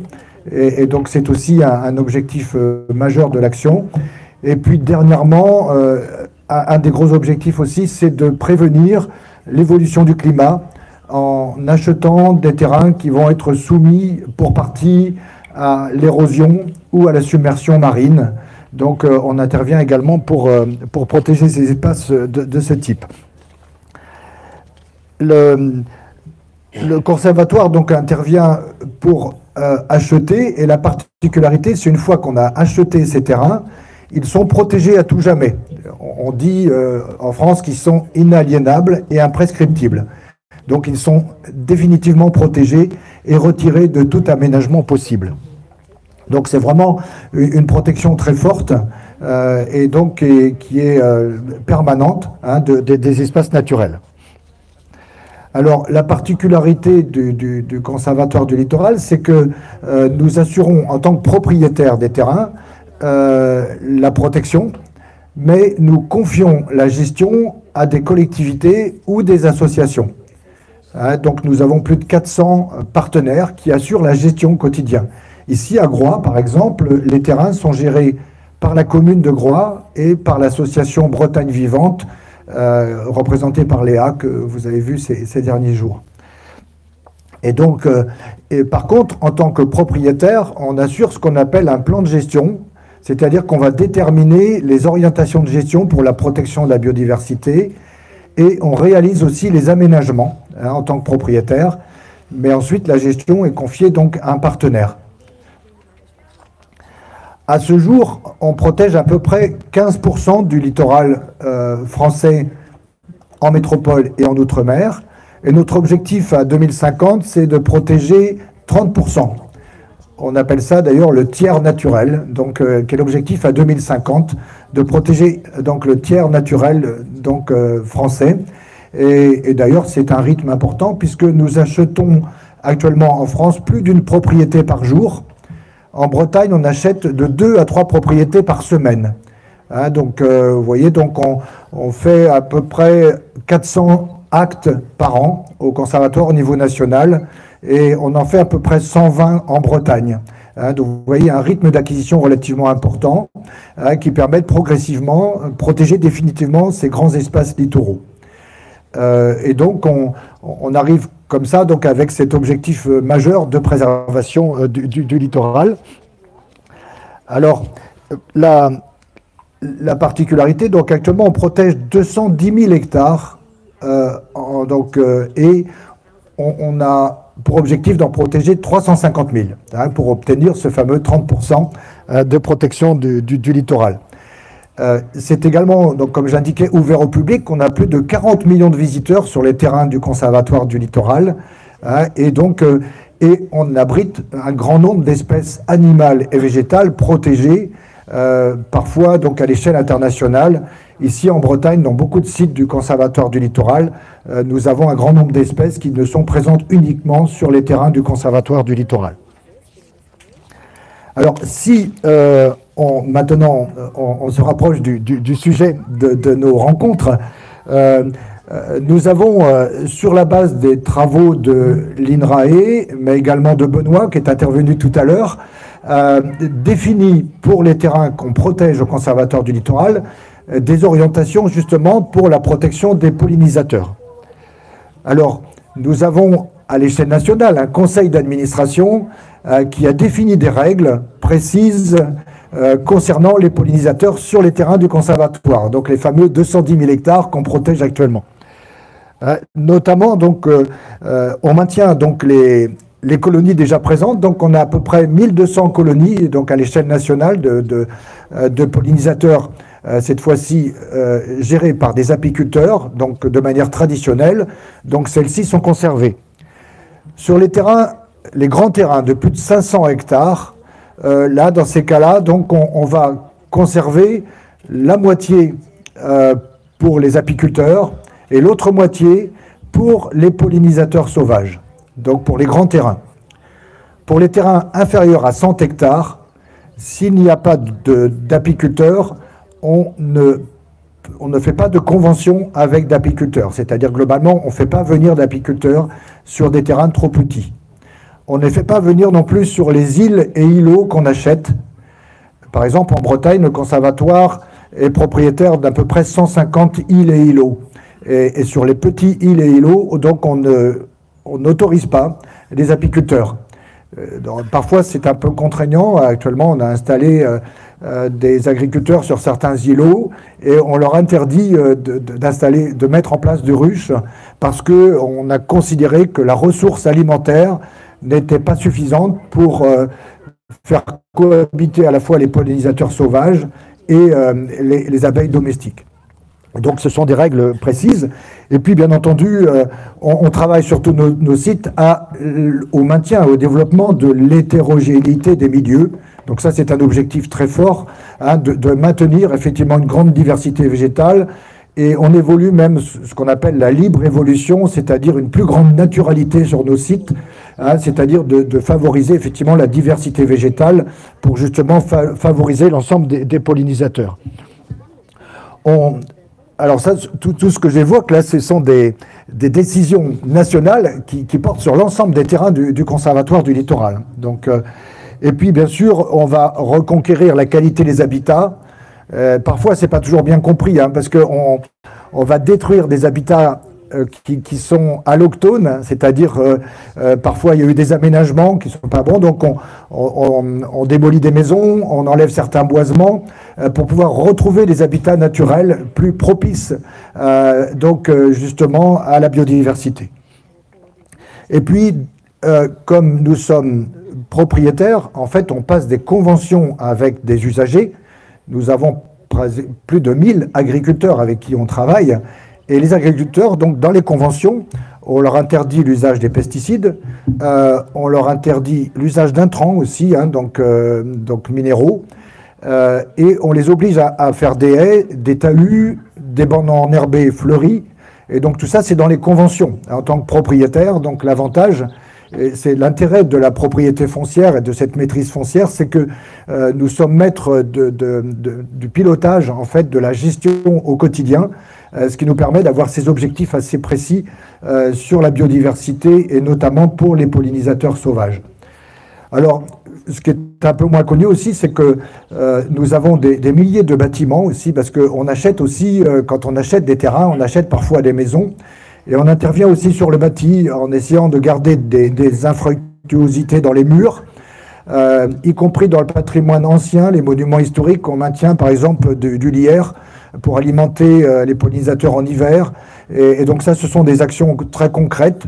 On a même en Bretagne des maisons qui sont entièrement dédiées à la biodiversité. C'est-à-dire, elles ne sont pas habitées par les hommes, mais on travaille sur la maison pour les volets, pour les chauves-souris, mais aussi des infructuosités pour les abeilles. En fait, on dédie aussi le patrimoine bâti pour pouvoir héberger justement des colonies sauvages. Donc, ce sont des actions très concrètes dans la mesure, effectivement, on a la maîtrise complète. Alors, pour finir, ici à Groix, nous avons acheté à peu près, le Conservatoire du littoral est propriétaire d'un peu plus de 300 hectares qui va globalement donc, sur toute la côte sud de la pointe de Penmen à la pointe des Chats. Donc toute cette côte-là est aujourd'hui propriété du Conservatoire du littoral, donc elle est protégée à tout jamais. Et il est proposé, dans le cadre de l'agrandissement de la réserve, vous en avez entendu parler puisque Léa vous en a parlé cette semaine, d'intégrer en fait l'ensemble de ces 300 hectares dans le projet d'extension de la réserve. Donc ils seront non seulement protégés de manière foncière, mais également ils le seront de manière réglementaire par l'extension de la réserve nationale. Et ce qui va permettre notamment de conduire des actions très précises sur la biodiversité, justement pour favoriser à la fois les pollinisateurs sauvages et aussi, bien sûr, de protéger l'abeille noire. Et donc c'est le deuxième type d'action qu'on va conduire à Groix avec l'abeille noire, avec l'association de Christian. Donc on est propriétaire de quelques bâtiments ici à Groix et on va dédier en fait un ancien sémaphore à l'accueil de l'association de l'abeille noire. Donc il va installer ses locaux dans le sémaphore. On commence les travaux là en septembre. Et on va travailler également sur le rucher pédagogique avec l'association. Là, on va bénéficier du mécénat d'EDF pour pouvoir conduire, effectivement, améliorer en fait la visite du rucher. Donc voilà à peu près les actions. Donc il illustre à la fois à l'échelle nationale, dans des actions très concrètes et fortes sur les pollinisateurs, à l'échelle de la Bretagne. Et puis ici, à Groix, on a une bonne illustration de ce qu'on peut conduire effectivement sur les pollinisateurs. On travaille la même chose à Ouessant également sur les protections aussi des colonies d'abeilles noires, puisque à Ouessant, le Conservatoire du littoral héberge également l'association de l'abeille noire d'Ouessant dans les locaux du phare du Stif. Voilà, je vous remercie de votre attention.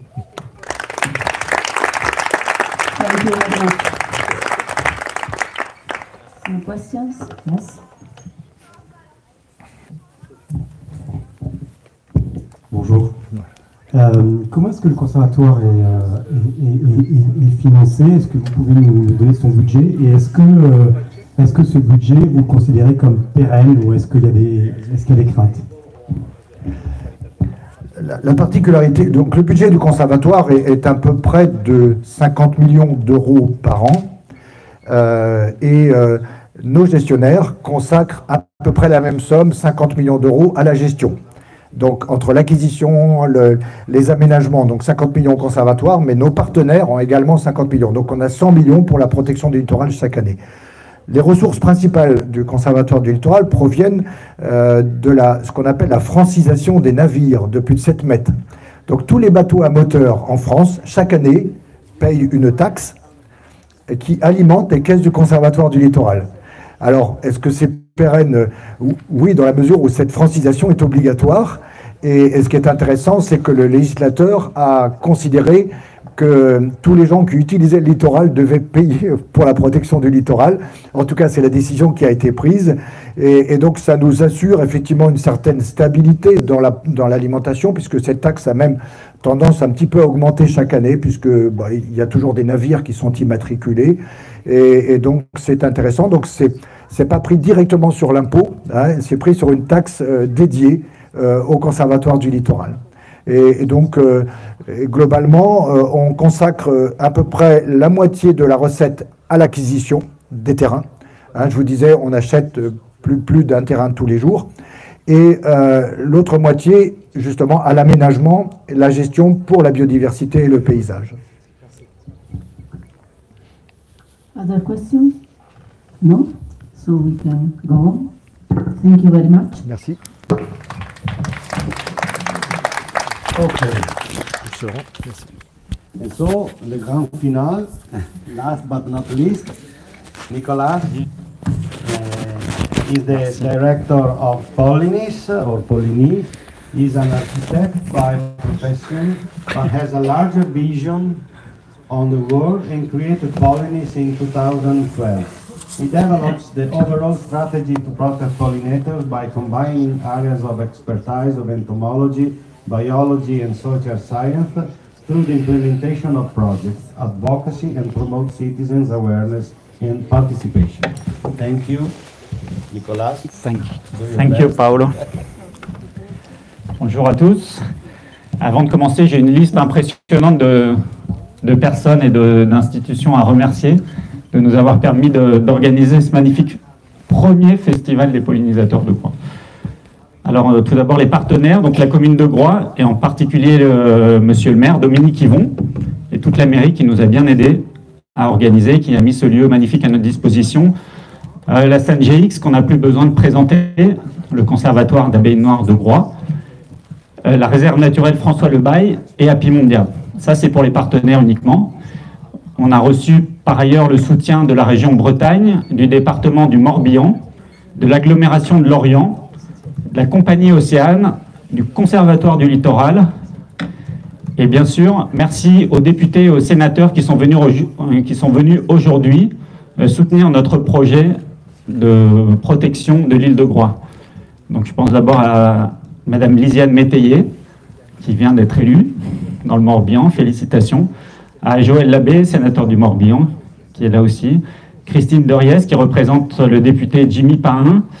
Et voilà, merci beaucoup à tous. Merci encore une fois à tous les scientifiques qui ont traversé la France, l'Europe et le monde pour être là avec nous pendant ces trois jours. Je voudrais remercier aussi les interprètes, Humit et Grégoire, qui ont fait un boulot de malade.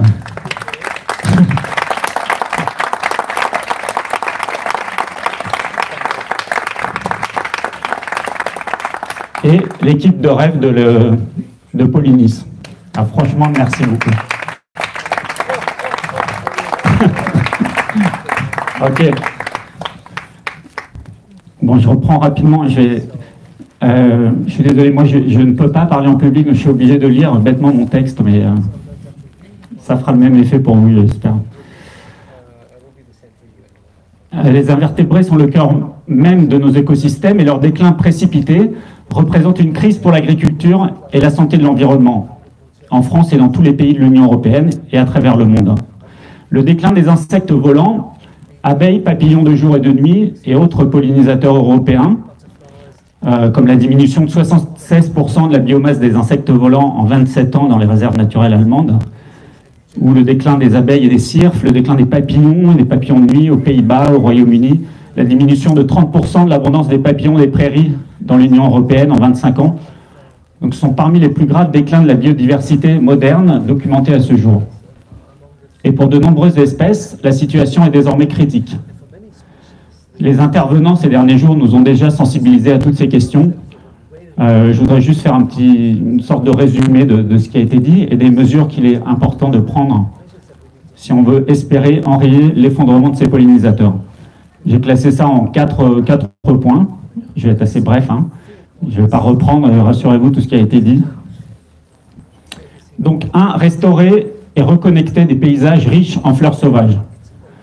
L'intensification de l'agriculture et la perte de terres au profit de l'urbanisation a entraîné un déclin des habitats riches en fleurs sauvages. Au cours du siècle dernier, plus de 80% des prairies semi-naturelles ont disparu dans la plupart des pays européens en raison de l'intensification des pratiques agricoles ou de l'abandon des terres. Les populations d'un grand nombre d'espèces de prairies ont diminué ou se sont éteintes. Donc on sait aujourd'hui qu'il faut, 1, des paysages riches en fleurs sauvages, car elles abritent des populations dynamiques d'abeilles et d'autres espèces sauvages indispensables. Indispensables car nos vies et celles de nos descendants seront beaucoup plus riches si on multiplie ces spots dans les campagnes. Il faut 2, accroître le nombre et la gestion durable des plantes qui fournissent des sites de ponte et de la nourriture aux larves. Des prairies riches en fleurs fournissent une diversité de nectar, de pollen, de plantes alimentaires et de sites de nidification dont ont besoin les différents pollinisateurs au fil des saisons. Une diversité de fleurs permet à un autre pollinisateur de s'automédicamenter et de rester en bonne santé. Des haies et des broussailles fournissent également des habitats importants pour les pollinisateurs. Donc la création et la restauration d'habitats de haute qualité, gérés de façon durable et diversifiée à l'aide de techniques d'ensemencement naturel, doit contribuer à optimiser la conservation des plantes sauvages indigènes et de leurs pollinisateurs. 2, réduire impérativement les dommages causés aux pollinisateurs par les pesticides et autres polluants.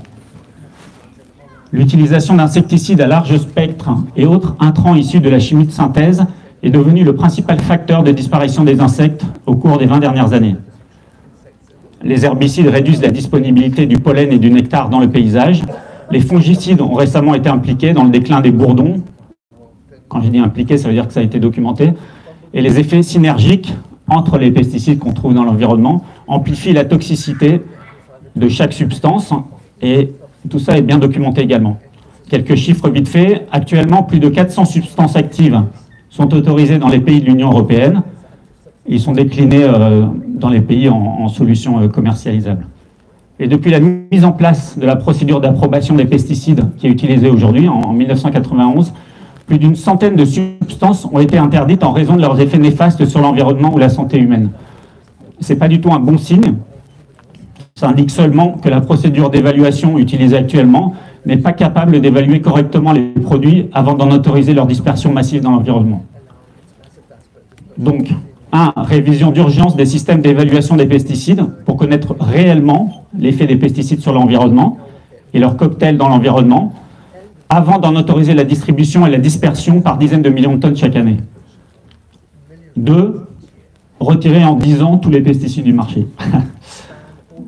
Je sais, je ne dis pas que c'est facile, mais je pense que nous n'avons pas d'autre choix aujourd'hui si nous voulons empêcher la 6e extinction de masse qui a démarré.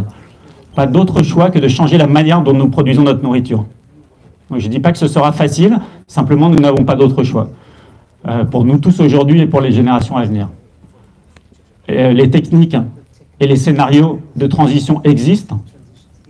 On parle de 20% de production en moins à l'échelle du monde.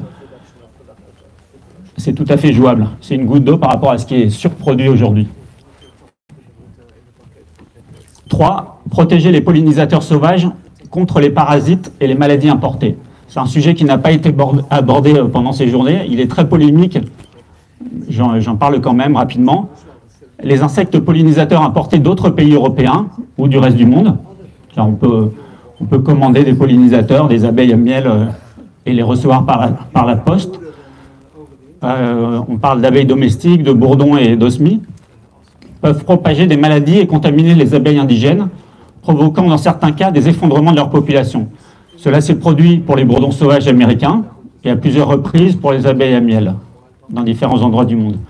Les importateurs qui font le commerce de bourdons prétendent que leur stock est exempt de maladies. Une étude récente publiée par l'Université du Sussex en Angleterre a montré que c'était faux. L'utilisation d'abeilles indigènes élevées localement réduirait ce problème. Et dans un premier temps, des normes de biosécurité beaucoup plus strictes pour les importations d'abeilles réduiraient le risque. Voilà, il faudrait aussi parler des problèmes liés à l'introgression des populations d'abeilles et d'insectes de sous-espèces exogènes, non adaptées ou moins bien adaptées aux conditions locales, aux conditions climatiques et aux ressources florales. 4e et dernier point, améliorer la surveillance et les connaissances scientifiques sur les pollinisateurs. De nombreux groupes de pollinisateurs clés ne sont pas bien documentés ou suivis, les ressources d'identification étant soit indisponibles, soit difficiles à utiliser. Donc la conception de programmes bien structurés de surveillance des pollinisateurs est pourtant cruciale. Ces programmes fourniraient des informations solides permettant d'évaluer précisément l'évolution des populations de pollinisateurs et être plus efficaces pour les protéger ou faire revenir ces populations. La FAO a établi un cahier des charges pour élaborer et mettre en œuvre ces programmes, des programmes nationaux de surveillance des pollinisateurs. On sait qu'ils doivent avoir une bonne couverture géographique, utiliser des techniques de collecte standardisées et quantifiables et avoir une large couverture taxonomique des pollinisateurs, y compris des mouches, des guêpes, des coléoptères, etc. Donc, mise en place de programmes de surveillance des pollinisateurs avec partage et communication publique des données, accroissement des efforts de recherche visant à comprendre l'écologie et le déclin des pollinisateurs, s'il y a encore besoin, soutien et développement de l'expertise en matière de taxonomie des insectes. Bon, tout ceci étant dit, ça nous fait une belle jambe, là. Comment obtenir tout ça? C'est très compliqué. Moi, je ne vois que la défense de l'intérêt général, la sensibilisation et la mobilisation des citoyens, et la pression sur les institutions et les élus. Voilà, piece of cake. Le reste est déjà admis et connu. Et maintenant, pour terminer sur une note positive, je voudrais revenir sur la situation extraordinaire de l'île de Groix. Qu'est-ce qu'on a à Groix? Je reprends le programme que je viens de dérouler. Restaurer et reconnecter des paysages riches en fleurs sauvages. Le boulot est déjà fait. Réduire impérativement les dommages causés aux pollinisateurs par les pesticides et autres polluants, c'est déjà fait aussi. Il n'y a plus de pesticides, il n'y a pas d'agriculteurs qui utilisent des pesticides sur l'île de Groix. Et les pesticides, on ne retrouve plus de pesticides dans les cires d'abeilles. Il faut protéger les pollinisateurs sauvages contre les parasites et les maladies importées. Ce n'est pas tout à fait le sujet ici. Par contre, le grand sujet, c'est l'introgression des populations extraordinaires d'Apis mellifera mellifera, des populations d'abeilles noires de l'île. Le risque d'une introduction d'une colonie d'Apis mellifera d'une autre sous-espèce, ou en croyant bien faire, d'une abeille qu'on croit noire et qui ne l'est pas. Ici, comme on a la plus belle population d'Apis mellifera mellifera de France, c'est extraordinaire, ça vaut vraiment le coup. Ce point-là, ici particulièrement, vaut le coup d'être mis en avant. Il faut protéger cette population de toute introgression. Voilà, améliorer la surveillance et les connaissances scientifiques sur les pollinisateurs. Ça a déjà démarré. Tous les scientifiques qui sont venus là peuvent en témoigner. Tout ça, c'est des bonnes raisons. Soutenez la protection de l'île de Groix. Voilà. Merci à tous. Et merci d'être venus nombreux. C'était très réussi. Je suis très content. Je vous remercie au nom de Pollinis. Merci.